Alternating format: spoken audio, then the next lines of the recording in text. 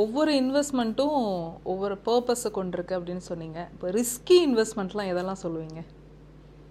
இதிலலாம் இன்வெஸ்ட் பண்ணாதீங்கப்பா, கத்துனேன் கதறினேன், ஆனால் திரும்ப திரும்ப அதில் போய் இன்வெஸ்ட் பண்ணி மாட்டிக்கிறீங்களே அப்படின்னா என்னென்ன இன்வெஸ்ட்மெண்ட்ஸ்லாம் இருக்குது? எஃப்என்டோ, ஃபியூச்சர் அண்ட் ஆப்ஷன்ஸ்ன்ட்டு, ஓகே, அதில் பண்ணவே கூடாது. அது வந்து ஒரு பெரிய கேம்பிளிங். ஓகே. காரணம் என்னென்னா, அது வெறும் மேத்தமெட்டிக்ஸ் மட்டும் இல்லை, ஒரு ஃப்ராக்ஷன் ஆஃப் செகண்ட்ஸில் எல்லாம் மாறிடும். அண்டு அது வந்து ஒரு சிஸ்டம் மட்டும் கிடையாது, உங்கள் மனசோட அலைவரிசை. ஓகே. அது ஏறும்போது மனசு ஏறும், இறங்கும்போது மனசு இறங்கும். அதை வச்சுக்கலாமா வித்துடலாமா நீங்கள் முடிவு எடுக்கிறதுக்குள்ளே அது வந்து எல்லாம் மாறும். ஆனால் ரிக்ரெட்ஸ் மட்டும் மிச்சம் இருக்கும் நிறைய.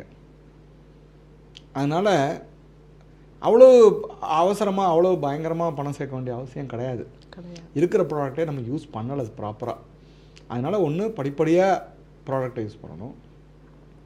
ரெண்டாவது வந்து அதை தாங்கி தாங்கி நீங்கள் வந்து ஒவ்வொரு இன்வெஸ்ட்மெண்ட்டையும் கற்றுக்கணும்.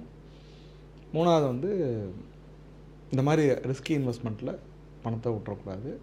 ஏன்னா பணம் வந்து ஒரு முக்கியமான ப்ராடக்ட். அதை மூலதனத்தை பணத்தை வச்சு தான் பணம் சம்பாதிக்கணும். வாழ்க்கையில் பணத்தை இழந்துட்டு பணம் சம்பாதிக்க முடியாது. பணத்தை இழக்கவே கூடாது. அது ரொம்ப முக்கியம். ஒன்று. ரெண்டாவது, ரியல் எஸ்டேட்டில் இந்த சீப்பாக கிடைக்குதுன்னு நிறைய தப்பான ப்ராடக்டை வாங்குறது. ஓகே. என்னென்னா இது மாதிரி ஒரு அன்சைஸ்டு ப்ராடக்டை வாங்குறது, அல்லது லிட்டிகேஷன் ப்ராப்பர்ட்டி வாங்குறது, இல்லைன்னா ஒரு பெரிய ஒயருக்கு நடுவில் இந்த ப்ராப்பர்ட்டி போகும், அந்த ஹை டென்ஷன் ஒயருக்கு கீழே போகும், அதை வாங்கக்கூடாது. ஒரு ப்ராடக்டை உங்களால் விற்க முடியலன்னா, மார்க்கெட்டபிள் இல்லைன்னா, அதை நீங்கள் தான் தாங்கி பிடிச்சிட்ருக்கோன்ட்டு. இன்றைக்கி கொடுத்தா ஒரு 5 லட்ச ரூபா குறைச்சி கொடுத்தா கூட ப்ராப்பர்ட்டியை விற்றுடணும்.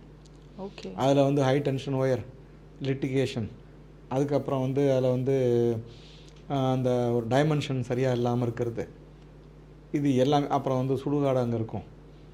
அப்புறம் சில பேர் நல்ல காரியம்னா கூட ஒரு கோயிலுக்கு பக்கத்துலேயே வச்சுக்கிறது, கல்யாண மண்டபத்துக்கு பக்கத்துலேயே வீடு வச்சுக்கிறது, இதெல்லாம் வந்து நமக்கு வந்து தினம் அந்த கோலத்தை பார்த்துட்ருக்கோன்ட்ருக்கோம். இதெல்லாம் வந்து ஒரு வீடு வந்து அந்த பீஸ்ஃபுல்லாக இருக்காது. ஸோ முடிஞ்ச வரைக்கும் அந்தந்த இடத்துல தவிர்க்கிறது பெட்டர்.